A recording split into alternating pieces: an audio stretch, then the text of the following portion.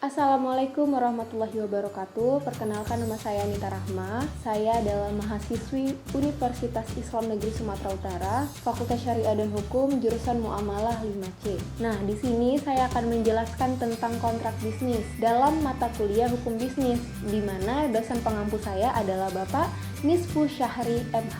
Nah, langsung aja kita jelaskan tentang kontrak bisnis.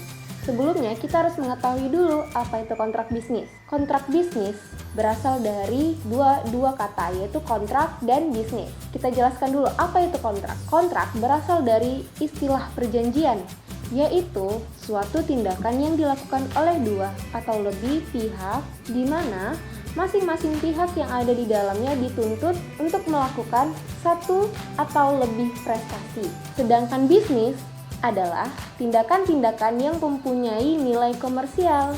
Jadi, apa itu kontrak bisnis? Kontrak bisnis adalah suatu perjanjian dalam bentuk tertulis di mana substansi yang disetujui oleh para pihak yang terikat di dalamnya bermuatan bisnis. Jadi kita udah tahu apa itu definisi dari kontrak bisnis. Selanjutnya kita ke asas-asas kontrak bisnis. Dalam ilmu hukum dikenal beberapa asas hukum terhadap suatu kontrak, yaitu yang pertama, asas kontrak sebagai hukum yang mengatur atau unvoering recht optional law adalah peraturan-peraturan hukum yang berlaku bagi subjek hukum. Misalnya, para pihak dalam suatu kontrak. Nah, yang kedua ada asas kebebasan berkontrak, nama latinnya freedom of contract. Asas ini merupakan konsekuensi dari berlakunya asas kontrak sebagai hukum yang mengatur. Dalam hal ini, yang dimaksud dengan asas kebebasan berkontrak adalah suatu asas yang mengajarkan bahwa para pihak dalam suatu kontrak pada prinsipnya bebas membuat atau tidak membuat kontrak. Demikian juga kebebasannya untuk mengatur sendiri isi kontraknya. Nah, yang ketiga itu ada asas pacta sunt servanda. Istilah asas pacta sunt servanda berarti janji itu mengikat. Yang dimaksudkan adalah bahwa suatu kontrak yang dibuat secara sah oleh para pihak mengikuti para pihak tersebut secara penuh sesuai isi kontrak tersebut. Yang keempat ada asas konsensual. Adalah dengan asas konsensual dari suatu kontrak adalah bahwa jika suatu kontrak telah dibuat, maka dia telah sah dan mengikat secara penuh. Bahkan pada prinsipnya persyaratan tertulis pun tidak diisyaratkan oleh hukum, kecuali untuk beberapa jenis kontrak tertentu yang memang dipersyaratkan syarat tertulis. Nah, yang terakhir ada asas obligatoir. Asas obligatoir adalah suatu asas yang menentukan bahwa jika suatu kontrak telah dibuat, maka para pihak telah terikat, tetapi keterkaitannya itu hanya sebatas timbulnya hak dan kewajiban semata-mata. Nah, selanjutnya adalah penjelasan tentang syarat sahnya kontrak. Dari bunyi pasal 1338 ayat 1, jelas bahwa perjanjian yang mengikat hanyalah perjanjian yang sah. Supaya pembuatan perjanjian itu sah, harus berpedoman pada pasal 1320 KUH Perdata. Pasal 1320 KUH Perdata menentukan 4 syarat, yaitu harus ada kesepakatan, kecakapan, hal tertentu, dan sebab yang diperbolehkan. Nah, apa yang dimaksud dengan kesepakatan? Yang dimaksud dengan kesepakatan di sini adalah adanya rasa ikhlas atau saling memberi dan menerima atau sukarela di antara pihak-pihak yang membuat perjanjian tersebut. Jadi, kesepakatan tidak ada apabila kontrak dibuat atas dasar paksaan, penipuan, atau kekhilafan. Yang kedua, kecakapan. Kecakapan di sini artinya para pihak yang membuat kontrak haruslah orang-orang yang oleh hukum dinyatakan sebagai subjek hukum. Pada dasarnya semua orang menurut hukum cakap untuk membuat kontrak. Yang tidak cakap hukum adalah orang-orang yang ditentukan hukum, yaitu anak-anak, orang dewasa yang ditempatkan di bawah pengawasan atau kuratel, dan orang sakit jiwa. Anak-anak adalah mereka yang belum dewasa yang menurut Undang-Undang Nomor 1 Tahun 1974 tentang perkawinan belum berumur 18 tahun. Meskipun belum berumur 18 tahun, apabila seseorang telah atau pernah kawin dianggap sudah dewasa, berarti cakap untuk membuat perjanjian. Yang ketiga adalah hal tertentu. Hal tertentu di sini maksudnya adalah Objek yang diatur kontrak tersebut harus jelas. Setidak-tidaknya dapat ditentukan, jadi tidak boleh samar-samar. Hal ini penting untuk memberikan jaminan atau kepastian kepada pihak-pihak dan mencegah timbulnya kontrak fiktif. Misalnya nih, jual beli sebuah mobil, harus jelas merek apa, buatan tahun berapa, warna apa, nomor mesinnya berapa, dan sebagainya. Jadi semakin jelas semakin baik pula. Tidak boleh misalnya jual beli sebuah mobil tanpa penjelasan lebih lanjut. Nah, yang keempat adalah sebab yang dibolehkan. Maksudnya, isi kontrak tidak boleh bertentangan dengan perundang-undangan yang sifatnya memaksa, ketertiban umum, dan atau kesusilaan. Misalnya, jual beli bayi adalah tidak sah karena bertentangan dengan norma-norma tersebut. KUH Perdata memberikan kebebasan berkontrak kepada pihak-pihak membuat kontrak secara tertulis maupun secara lisan. Baik tertulis secara lisan mengikat, asalkan memenuhi syarat-syarat yang diatur dalam pasal 1320 KUH Perdata, jadi kontrak tidak harus dibuat secara tertulis. Nah, selanjutnya adalah penjelasan tentang prestasi atau performance. Jadi prestasi atau performance itu adalah melakukan atau melaksanakan secara keseluruhan isi dari kontrak yang telah disepakati. Segala sesuatu yang telah dilaksanakan tersebut didasarkan pada niat baik dari masing-masing pihak yang bersepakat untuk menjalankannya. Hal ini berarti masing-masing pihak memiliki integritas, yaitu sesuai dengan apa yang ditulis atau disepakati dengan yang dilaksanakan. Bentuk atau wujud dari suatu prestasi pada kontrak sebagaimana pasal 1234 KUH Perdata adalah yang pertama, memberikan sesuatu atau membayar harga barang atau menyerahkan kekuasaan atas suatu benda, misal dalam hal jual beli, sewa menyewa, hibah, perjanjian gadai, hutang piutang. Yang kedua, perbuatan sesuatu. Misalnya, memperbaiki barang yang rusak, membongkar tembok, mengosongkan rumah, membangun rumah, melukis lukisan untuk pemesanan. Yang ketiga adalah tidak berbuat sesuatu. Misalnya, perjanjian tidak mendirikan bangunan, tidak membuat tembok karena tingginya mengganggu pemandangan, perjanjian tidak akan menggunakan merek dagang tertentu. Selanjutnya adalah tentang wan prestasi atau ingkar janji.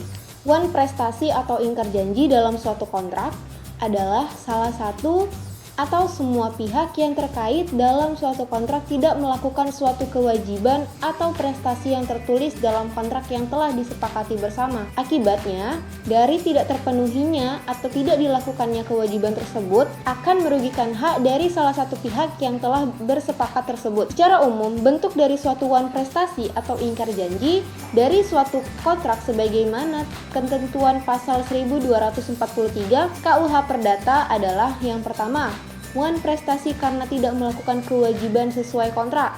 Yang kedua, wan prestasi karena telat melakukan kewajiban sesuai isi kontrak. Yang keempat, wan prestasi karena keliru atau lalai memenuhi kewajibannya atau melakukan prestasi namun tidak sesuai dengan yang diperjanjikan. Nah, selanjutnya pembahasan tentang force majeure.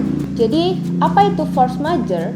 Force majeure atau keadaan memaksa menurut Subekti dalam buku Hukum Perjanjian halaman 55 merupakan pembelaan debitur untuk menunjukkan bahwa tidak terlaksananya apa yang dijanjikan disebabkan oleh hal-hal yang sama sekali tidak dapat diduga dan di mana ia tidak dapat berbuat apa-apa terhadap keadaan atau peristiwa yang timbul di luar dugaan tadi. Force majeure adalah suatu alasan untuk membebaskan debitur dari kewajiban membayar ganti rugi atau dasar wan prestasi yang dikemukakan oleh pihak kreditur. Menurut pasal 47 ayat 1 huruf J Undang-Undang Nomor 2 Tahun 2017, menurut ketentuan pasal tersebut dan penjelasannya, force majeure diartikan sebagai kejadian yang timbul di luar kemauan dan kemampuan para pihak yang menimbulkan kerugian bagi salah satu pihak. Keadaan memaksa mencakup: yang pertama, keadaan memaksa yang bersifat mutlak atau absolut,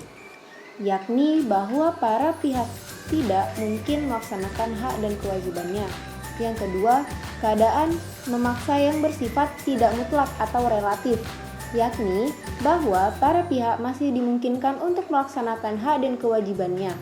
Resiko yang diakibatkan oleh keadaan memaksa dapat diperjanjikan oleh para pihak, antara lain melalui lembaga pertanggungan atau asuransi. Demikian pula dalam pasal 23 ayat 1 huruf J Peraturan Pemerintah Nomor 29 Tahun 2000 tentang penyelenggaraan jasa konstruksi yang hanya menyatakan bahwa klausula atau force majeure dalam kontrak kerja konstruksi mencakup kesepakatan mengenai risiko khusus, macam-macam keadaan memaksa dan hak dan kewajiban penggunaan jasa dan penyedia jasa pada keadaan memaksa. Terdapat pasal yang sering digunakan sebagai acuan dalam pembahasan force majeure, yakni pasal 1244 dan pasal 1245 KUH Perdata yang berbunyi sebagai berikut. Pasal 1244 KUH Perdata yaitu debitur harus dihukum untuk mengganti biaya, kerugian,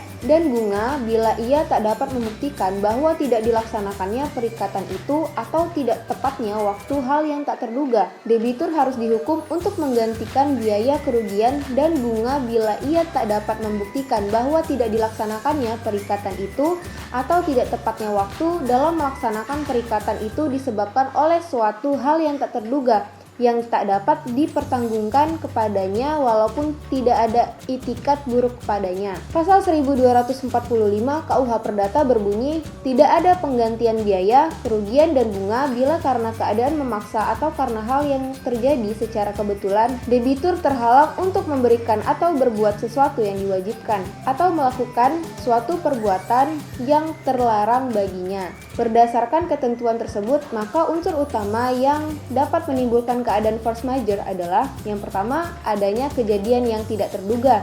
Yang kedua, adanya halangan yang menyebabkan suatu prestasi tidak mungkin dilaksanakan.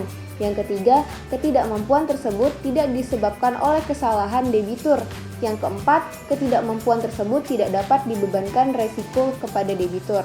Nah, selanjutnya adalah yang terakhir, yaitu penyelesaian sengketa kontrak. Nah, penyelesaian sengketa kontrak dibagi menjadi dua macam, yaitu yang pertama melalui pengadilan. Bagaimana melalui pengadilan? Yaitu suatu pola penyelesaian sengketa yang terjadi antara para pihak yang diselesaikan oleh pengadilan.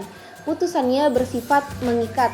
Sedangkan penyelesaian sengketa melalui alternatif penyelesaian sengketa atau Alternative Dispute Resolution atau ADR adalah lembaga penyelesaian sengketa atau beda pendapat melalui prosedur yang disepakati oleh para pihak.